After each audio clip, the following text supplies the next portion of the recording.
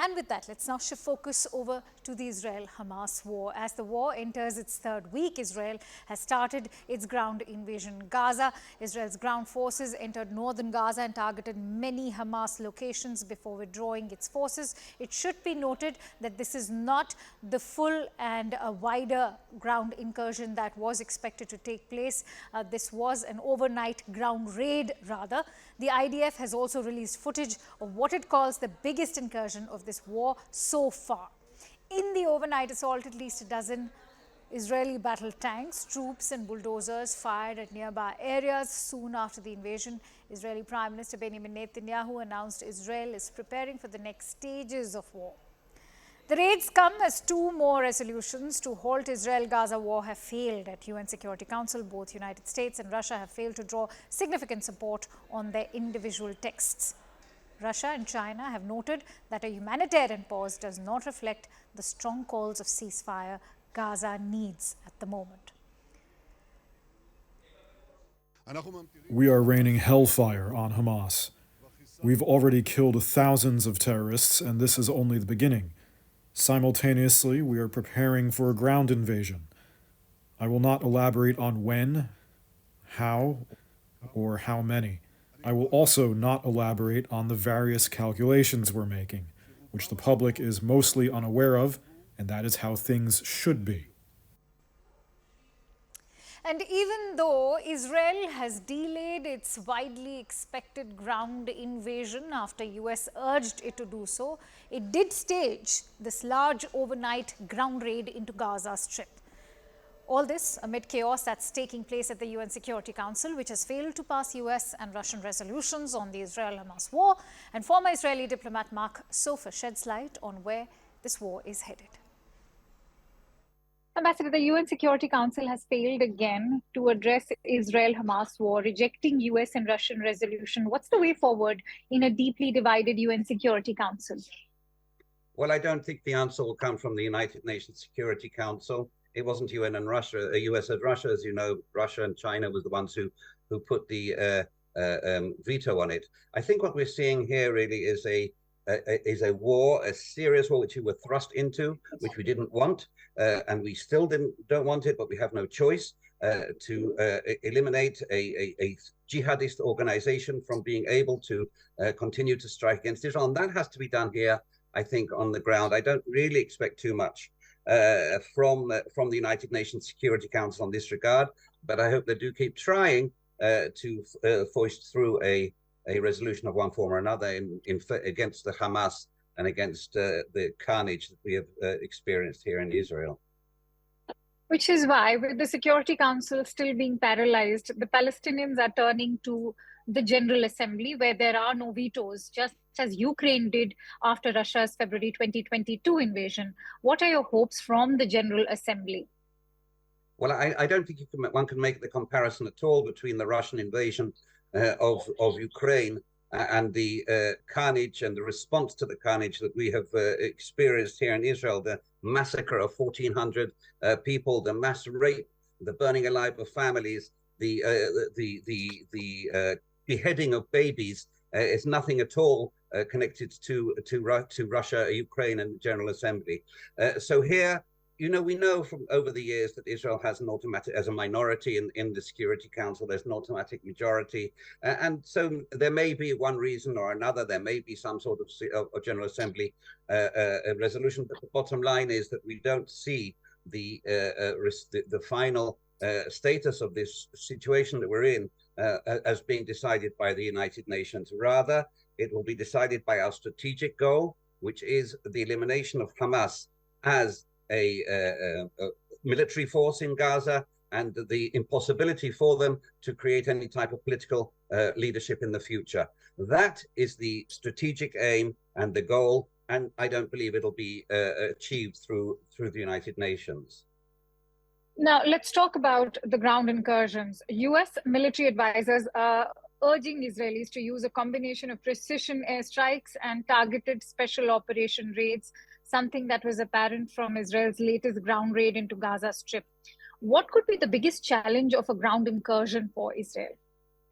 Well, I don't think the United States needs to urge us, and I'm not sure it is urging us. We do not condone in any circumstances blanket carpet bombing of individuals uninvolved with the Hamas. You know, our strategic aim, as I said earlier, is the destruction of Hamas as a military force and the eradication of it as a political force. If I could be really bold, we could achieve that in an hour and a half by blanket bombing Gaza and by eradicating but the price, and we wouldn't even entertain that thought, the price would be so abominably high, it would be so disproportionate that this isn't something that enters our humanitarian mind.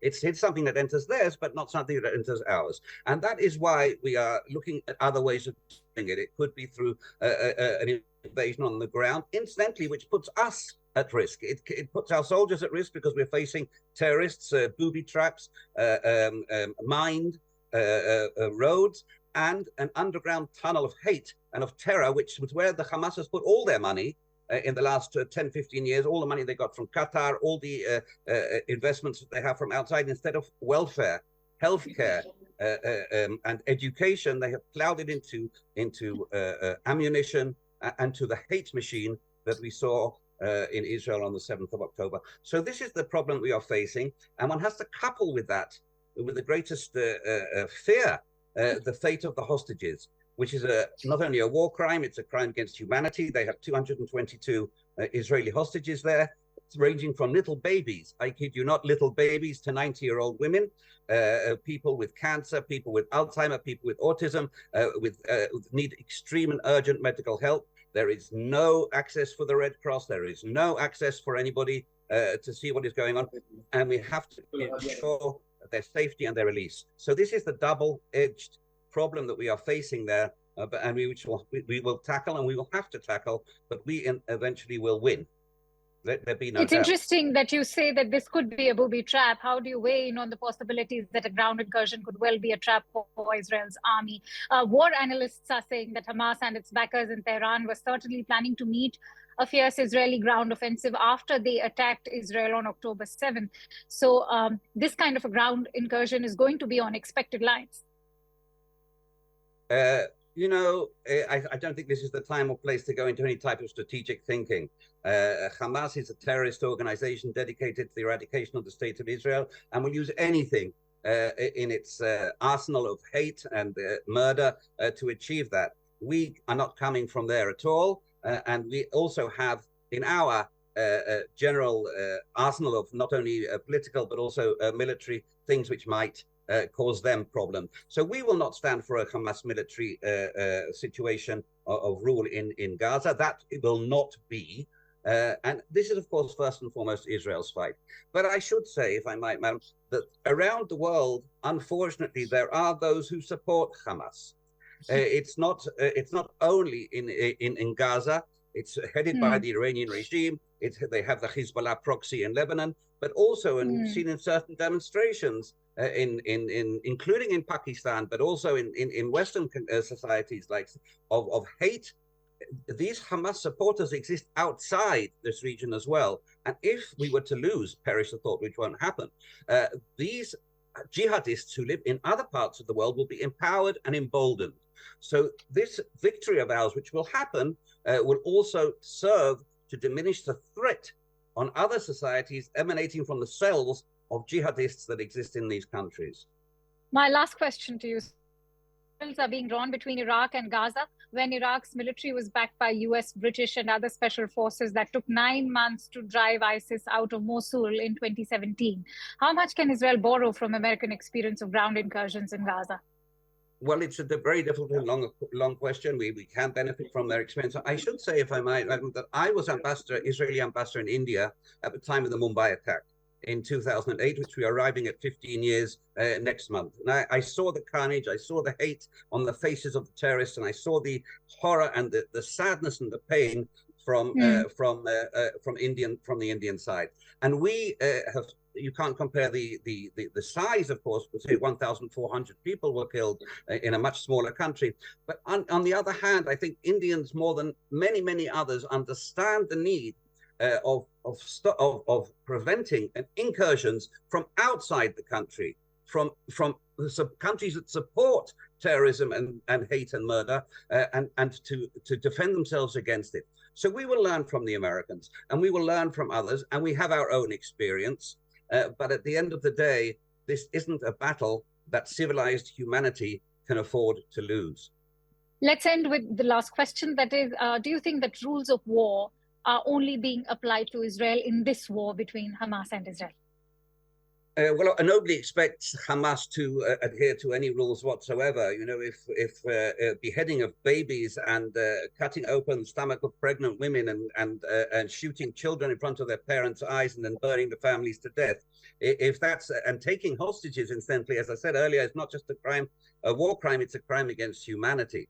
And the bottom line of it is that nobody expects it. Yes, people expect from Israel adherence to the international law, but I tell you one thing of great importance: it is crucial that we do, for our morality, adhere to the international. We do not target innocent civilians. We do not target hospitals, despite the fact that it's been portrayed everywhere, many places. We do try to stick to the rules of war. Sadly, in any war there is collateral damage. Sadly, uninvolved people will be killed. But this is something that we will try our utmost and continue to try our utmost to limit to the minimum possible, and in the hope that we will achieve our strategic aims without there being too much collateral damage. It is very, very difficult to fight against a organization of hate, of terror, and of murder if you behave in a civilized way. But that is what we shall continue to do for our morality and for the morality of the civilized world. Thank you so much for giving us your precious time here at CNN News 18. Thank you very much indeed.